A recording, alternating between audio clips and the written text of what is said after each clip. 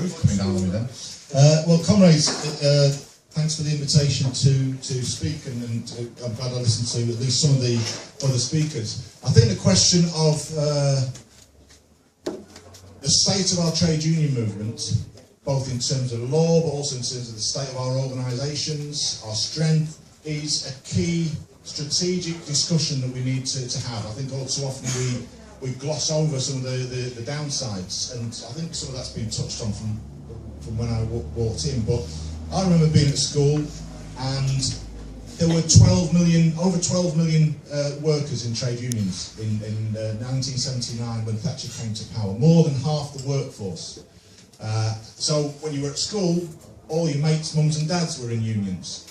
Today, there are a little over 6 million workers in trade unions, and the workforce has grown massively, so that's about 24% of the workforce in unions. So a huge decline in absolute numbers and a huge decline in the proportion of the workforce who are members of trade unions. Then that affects other things, such as the coverage of collective bargaining, of whether people are covered by agreements reached through collective bargaining between their union and their employer.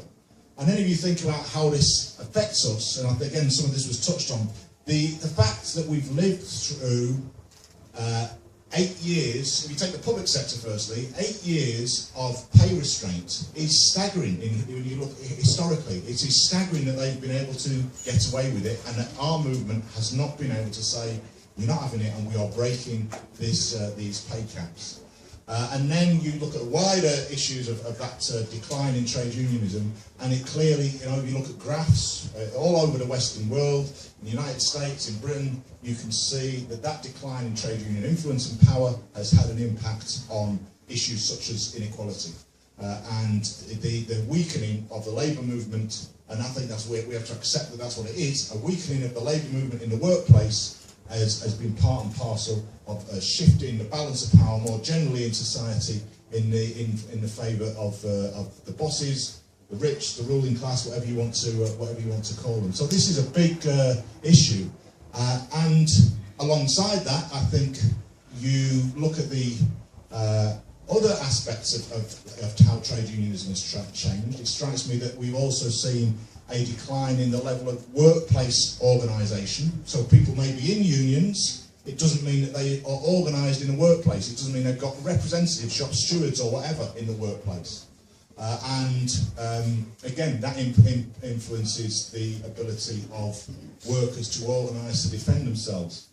So these are big issues, and I don't think the movement spends, and I don't think the left spends enough time discussing them, including the difficult bits of these questions.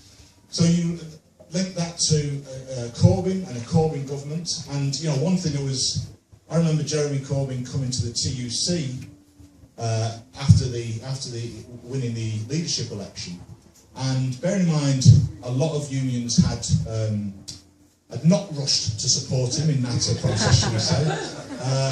The mood when he entered that hall was absolutely remarkable.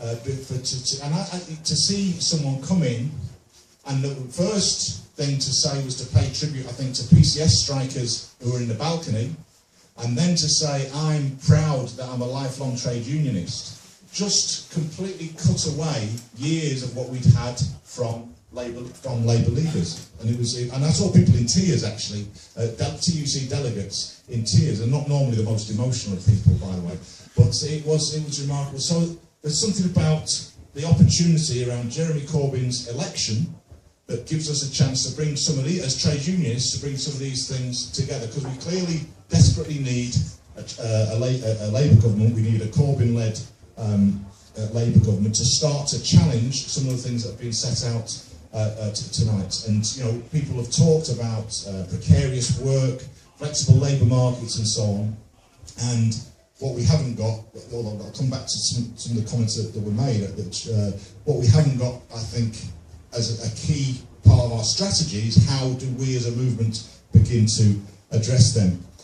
And the most recent one is the Trade Union Act, which is the latest attack, which puts in place further hurdles to unions in terms of on all aspects of what we do, politically, industrially, and legally, to again further constrain how we're able to organise.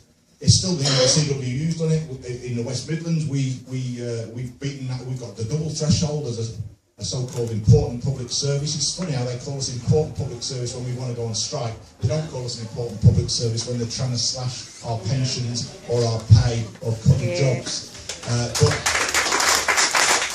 we have that double threshold, which, if you think about it, if you were to get a 50% turnout, you'd need an 80% yes vote. It's quite a high proportion to get that doesn't really apply to any other aspect of public life. You don't have to. You can be elected as a councillor, making key decisions on things on next to no votes at all in some cases.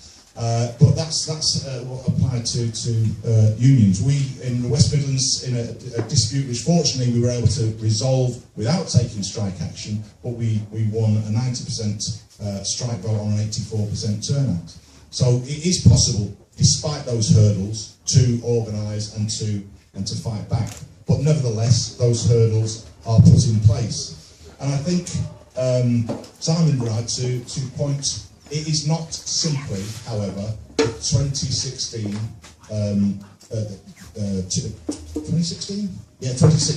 Trade Union Act that is the problem. We have more than 3 decades of anti-union legislation. And indeed, one of the biggest problems that I think trade unions, and certainly my own trade union, had with Labour when it was in power was the complete failure, apart from some minor tinkering, to do anything seriously about the anti-trade union legislation. That anti-trade union legislation had seriously limited our ability to resist and to fight back. And it led to, as was mentioned, a series then of key strategic defeats for our side in those battles. And Blair, of course, boasted about it. He boasted about having the most restrictive trade union rights in Western Europe. So again, the Corbyn election gives us the opportunity to actually put that back on the agenda. However, I think it is worth noting, if you read the National Policy Forum document in relation to this, and there's I think only one paragraph that refers to the anti-union laws, it says that yes, we will move to repeal the Trade Union Act and to give rights to access to workplaces and so on. And I think it says then to develop this thinking. Well, you know, we could do a bit more clear than just developing this thinking. We can say our starting point is the policies that have already been passed at Labour Party conference, which is that all those laws should be repealed.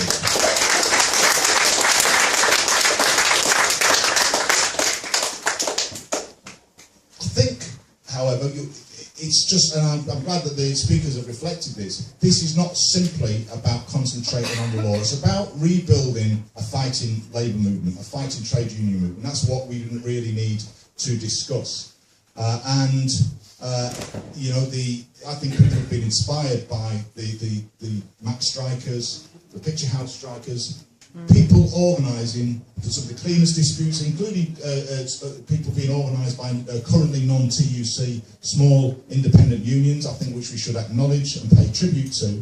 They're people who have organised in areas which other people have dismissed and said, oh, you're never going to organise there, you'll never make a breakthrough. So I think that all of those initiatives, all those campaigns, all those strikes deserve the full support of the entire movement and the full support of those of us who are in I suppose, a privileged position of being in currently well-organised workplaces. So I think that debate needs to be had. It may be that some people think we're going to get attacked in the press. It may be that some people think it's going too far. But at least we need to start having the debate. What programme do we want from a Labour government in relation to employment rights and in relation to trade union rights? And our starting point is all the anti-trade union legislation should go.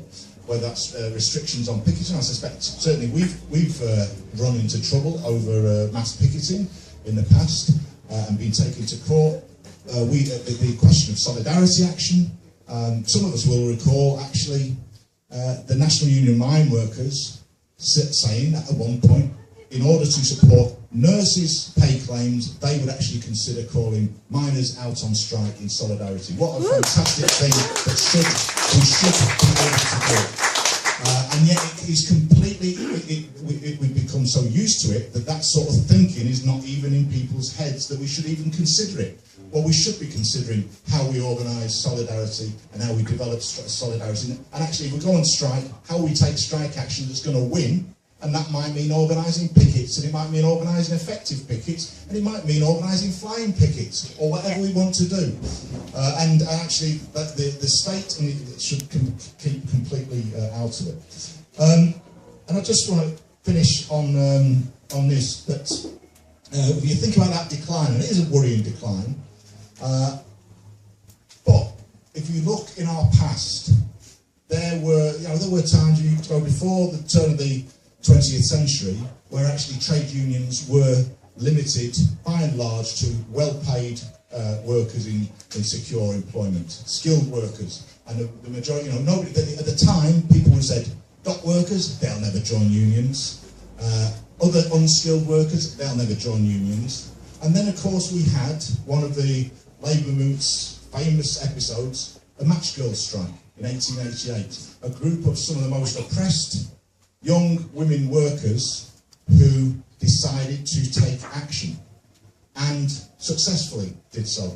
And that actually then set a spark elsewhere in East London among dock workers that actually did lead to what was called the new unions and the spread of mass trade unionism among people who previously had been dismissed as not being capable of being organised. And some of those sectors became actually the backbone of the labour movement in current decades. So it is possible to turn things around. The economy has moved on completely in lots of different ways, and we need to take account of that.